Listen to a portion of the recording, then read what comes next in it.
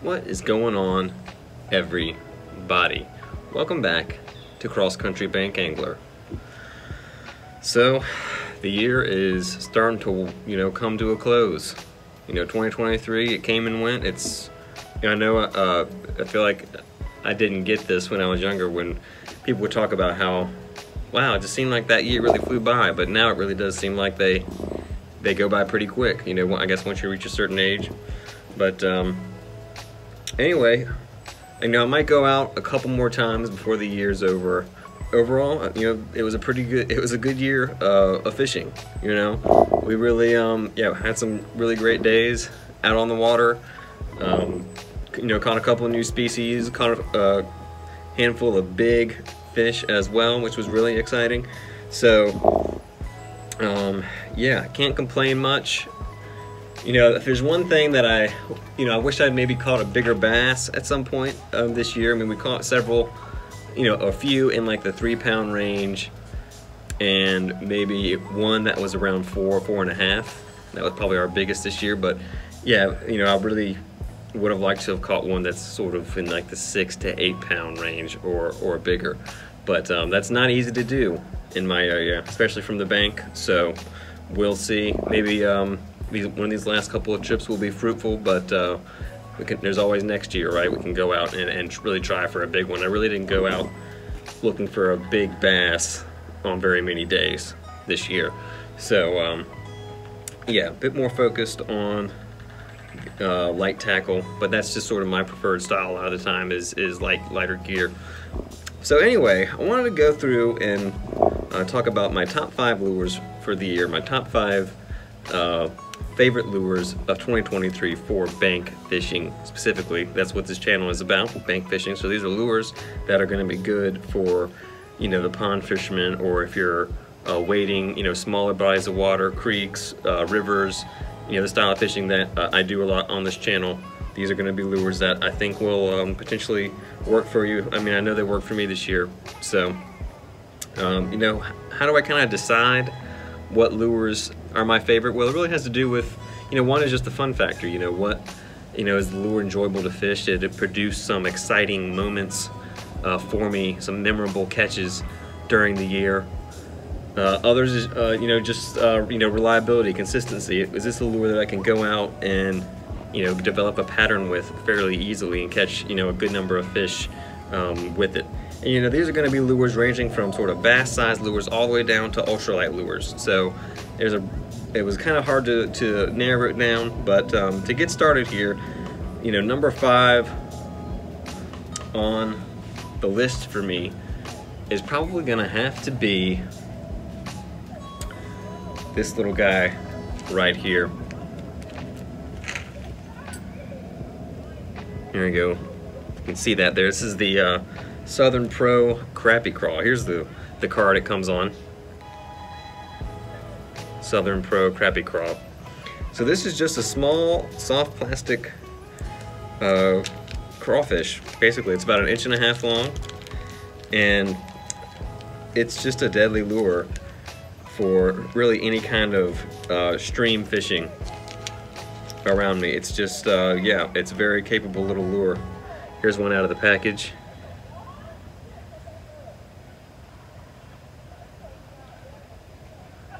Trying to see if it'll focus on that a little better, but you can see it's just these two.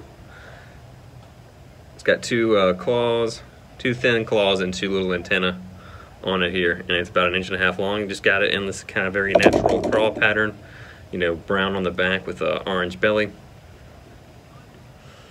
And yeah, I caught a ton of fish on it, possibly 100 plus over the course of the year. Honestly, it really is one of those lures if you just want to go out and hit a little creek and just catch a bunch of fish. This is one way to do it. I'm actually going to have a video in the works about this lure coming up, just kind of talking a little more about it, so stay tuned for that. But yeah, really anywhere where fish are foraging on crawfish, it's one that I 100% recommend. They have some brighter colors too, but I think for me this is a clear water, natural looking presentation. You're really trying to trick the fish into eating here. You're not trying to get a reaction, you just kind of cast it out and let it sink and, you know, drag it or hop it off the bottom. And the way I rig these is just going to be on a tiny jig head. You can barely even see that thing, but this is a 1/48 ounce jig head. It's like I think it's a Strike King, like 80 bit, I think is what it's called. It's definitely like meant for kind of crappie or panfish type of rigs here. Here's one. Here's a bait actually rigged on the jig head there for you. And yeah, that, you know, that 1/48 ounce, it lets it sink down really slowly. But of course it's very small, so you do need to use ultralight tackle for this. That's what I prefer with this bait, is an ultralight. And you can just have a lot of fun casting that thing around, you know, hooking into you know, a nice bluegill or panfish, you know, on that setup is a lot of fun. The dam. Another one. Good one. Fighter. Oh man, now that's a slab right there. That's a slab, you guys. That's as big as that last one, that other big one. I think we're gonna take this one back with us, folks. That's a good bluegill. Dude, beautiful fish. Let's take a look at him, guys. Whoa. Just trying to get away. Wow, beautiful fish. But this lure, you know, it catches a lot of small fish, but it can catch some big fish too. I've caught a bass up to 3 pounds on the Crappie Craw. So don't underestimate it if you want to go just ultra finesse and catch a bunch of fish. So the next lure that I want to talk about, lure number 4 on my list this year, is going to be one that I tried for the very first time in 2023. And that's this little lure right here. This is called the Thomas Whirlfish. You can see there, the body rotates. And yeah, this lure, it's a very unique lure. I don't hear a lot of people talking about it, but it's kind of like a hybrid of an inline spinner and a spoon, in my opinion. Because it's kind of, you know, this body rotates when you retrieve it through the water, as you can see there. But it's kind of a slab-sided shape here. You know, there's no separate blade. It's like the body is the blade. It's got these 2 little fins on the back of it that are bent in opposite directions that helps it rotate. So you can see I have one gold one and one silver one. And I've caught fish on both of these finishes this year. And really the places when it seemed to really work, you know, it's kind of like an alternative to a spinner, in my opinion. You know, how I fish it and when I use it, you know, you just kind of cast it out and retrieve it back slow and steady with your rod tip pointed towards the water. That seems to be the best way to fish it, as far as I could tell. And it'll roll, you know, it'll rotate at a very slow speed. You know, we can really just crawl that whirlfish down there, and it'll still have its action. It doesn't have as much vibration as a regular spinner.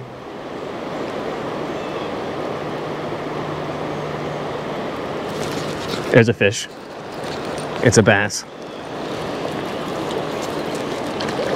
Largemouth. Man, he's fighting good. First fish of the day, people, on the Whirlfish. Oh, nice. Nice fish, you guys. Beautiful bass. Hold that up one more time. Make sure y'all get a good look at this thing. It's a very interesting lure. And that kind of slab-sided quality to it. It kind of sinks like this, which can be a good, I think that can be attractive to the fish sometimes. They can help draw them in. And you can kind of hop it off the bottom. If you have a clean bottom, you can hop it up and let it fall back down, kind of like a spoon or like a lipless crankbait, and sometimes get a few bites that way.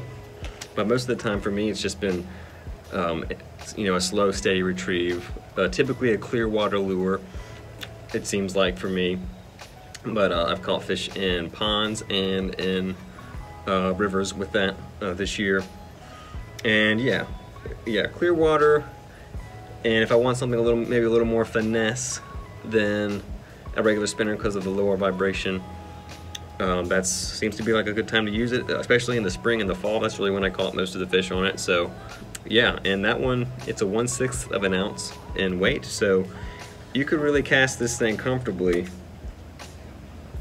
on just about any size. You know, anything from an ultralight to a medium spinning setup would cast this thing well. But what I've been using it on this year has been this BFS outfit that I've been I fished with a lot this year, probably more than any other setup. I've been tried out BFS this year for the first time, and I really have been enjoying it here. But that setup casts that extremely well. You really can be very accurate with the lure with your casting, and that's definitely an advantage of it, is the fact that it can cast well and accurately. The only downside to this thing that I can think of is that, similar to an inline spinner, you've got a lot of rotation going on here with this lure, so you really want to use a snap swivel or a swivel. It's just a swivel by itself to minimize line twist, especially if you're using like a spinning rod. You want to minimize your line twist as much as possible. And I guess another downside too is if you do try to fish it vertically, sometimes something about the way it falls, the hook sometimes will get caught in your snap swivel.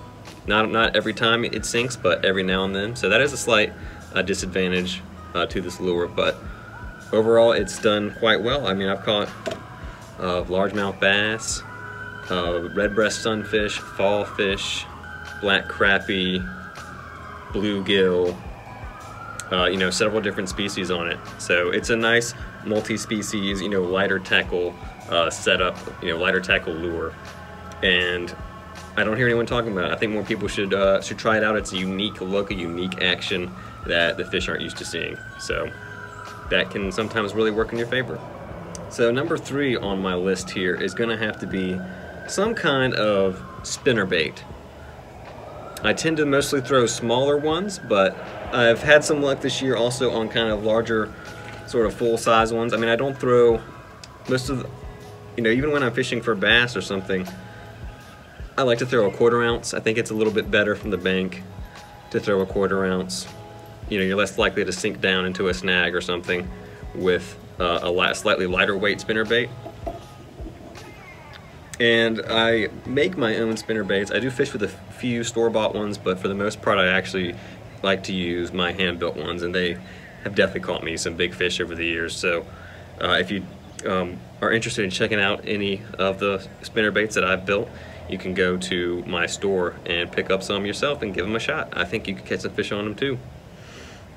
Some of the ones that worked for me this year was this guy right here. This is one that I made a couple years ago. It's a black and chartreuse skirt, 1/4 ounce, dual willow leaf blades on this. This is one that I designed mostly for like a faster retrieve.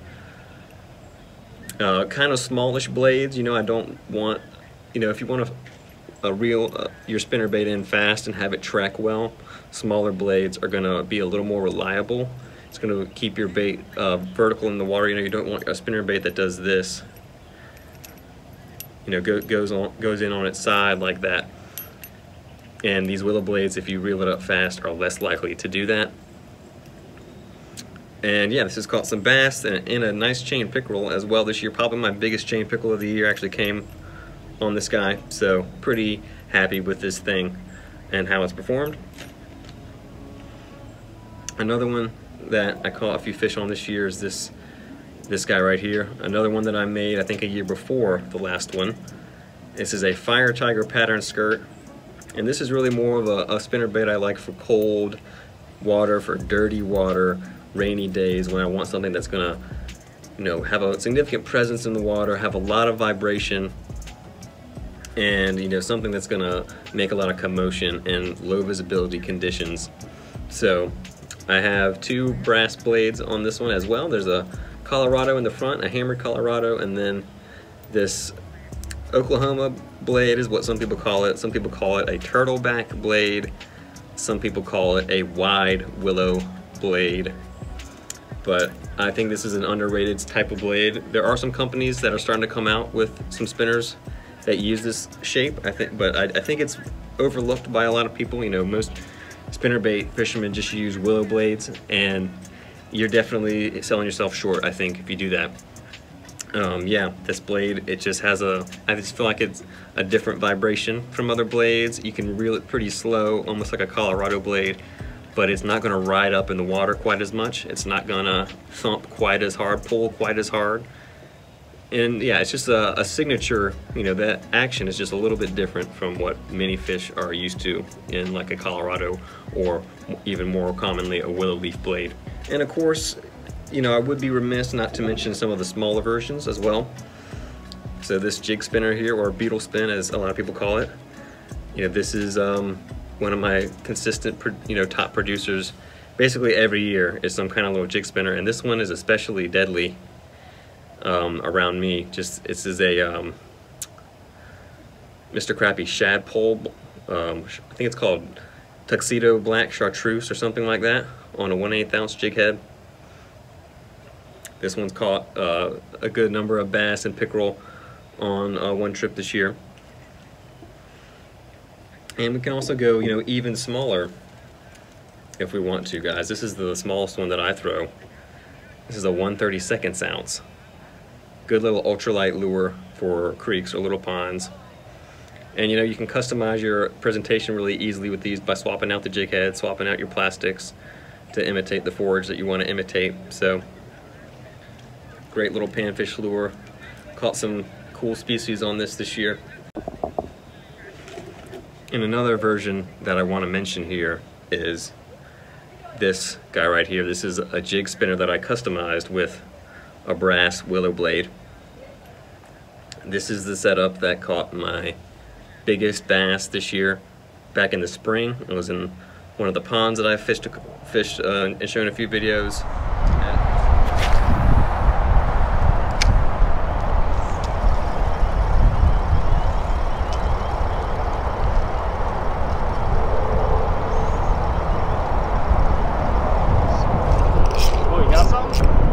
It's big, dude. Really? It's a giant. It's huge, dude. This is really big. This is really big. Gotta take it easy. It's not a very big hook. It's not a very big hook.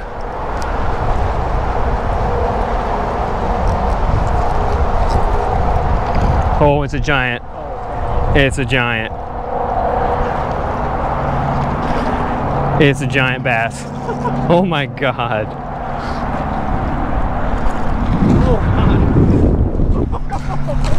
Get over here. Get over here! Woo! Baby! Jeez! Holy crap! That is insane.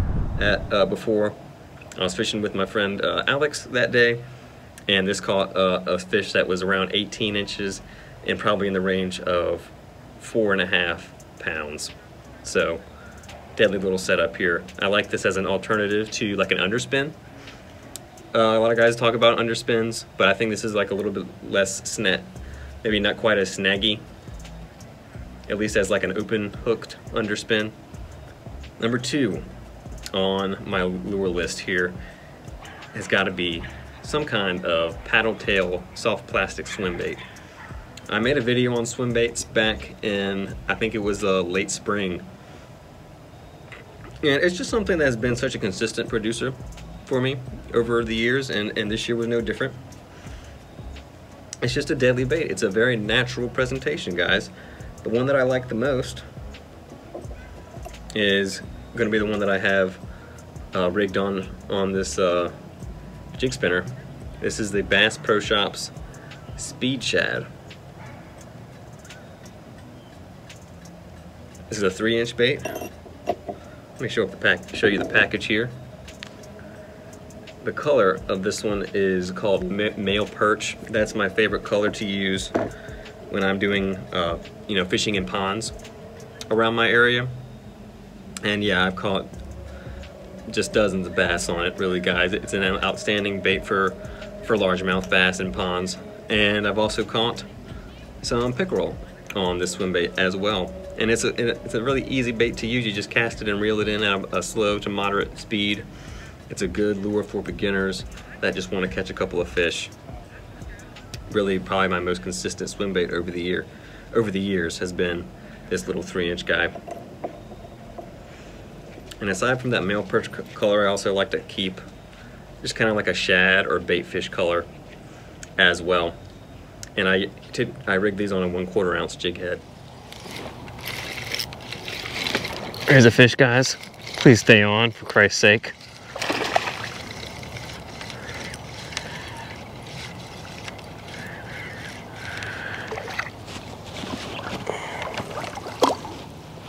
Come here.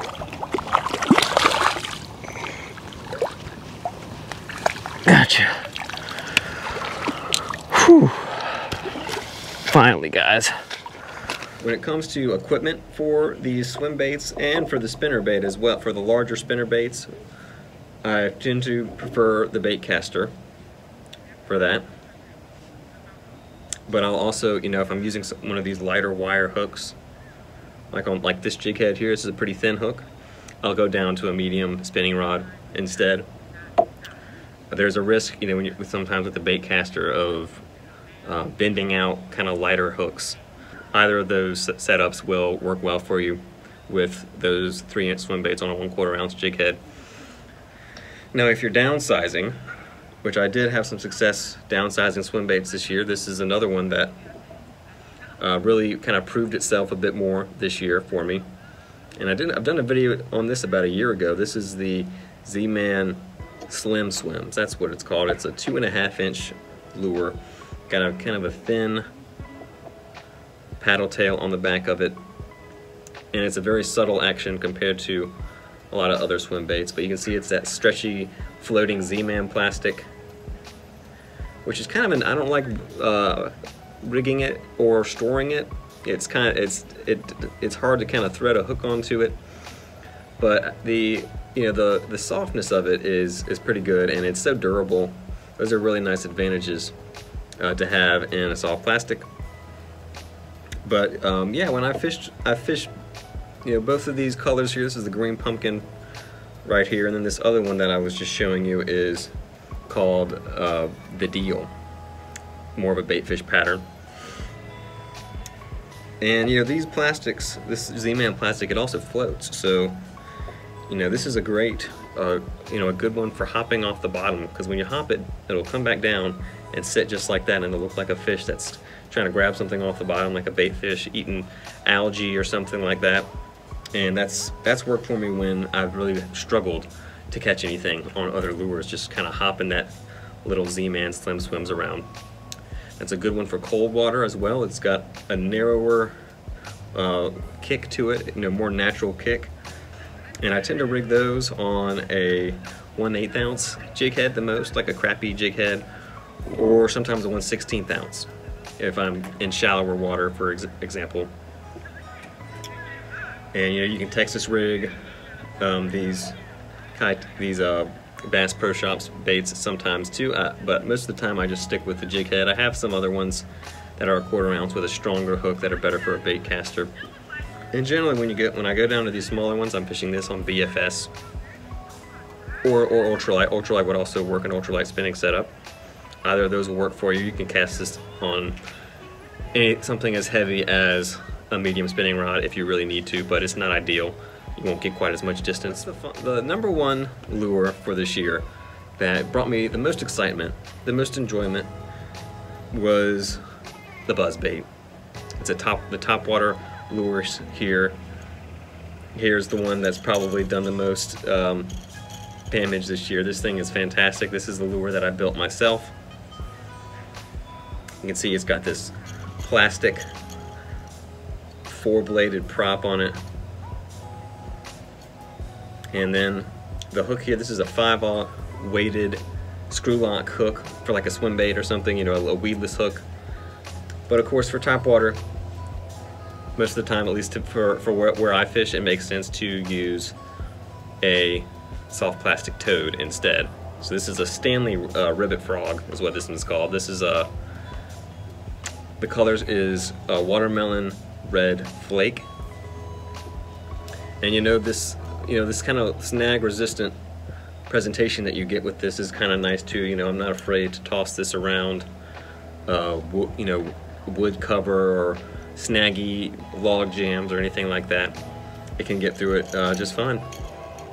This caught me my personal best bowfin back in the spring, a fish of about 8 pounds, which is was really one of the most exciting catches I've had all year for sure, guys. So, you know, and if you're fishing something like this, you want to go with a medium heavy or maybe even a heavy rod to get those good hook sets. I've been been fishing it with this bait caster, and I did miss a few fish on it. I think if this reel had braided line, it would probably hook up a little bit better. So that's something I may consider in the future, is making sure to have a setup with braided line on it. It's also one of probably the most exciting catch of the year, or one of the most, was also on this bait recently. There was a video, a topwater only bass fishing challenge video that I did, and this was the star of that video, really. And you know, a bass came up and smashed this thing. I mean, hammered it right at my feet. Really one of the most exciting catches of the year for sure.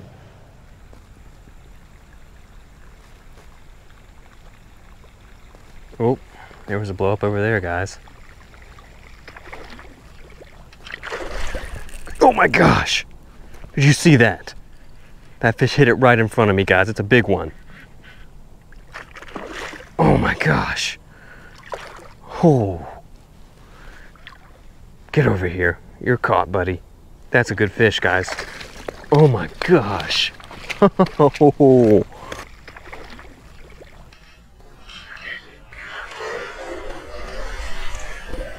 Some other variations on the buzzbait that I've worked is this one right here. This is another one that I built. It's just I think it's 3/8 of an ounce, gold blade, black skirt, a kind of a traditional dirty water color combination on this one.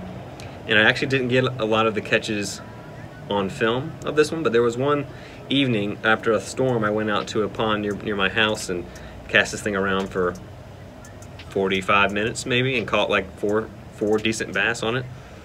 So that one's done well. And the final one that I had some fun with this year, and definitely got some good footage of, was this little bad boy here. This is the Strike King Mini Pro Buzz. It's a 1/8 ounce jig head. Just a small little bait. You know, this thing, it just makes a light little splash across the water.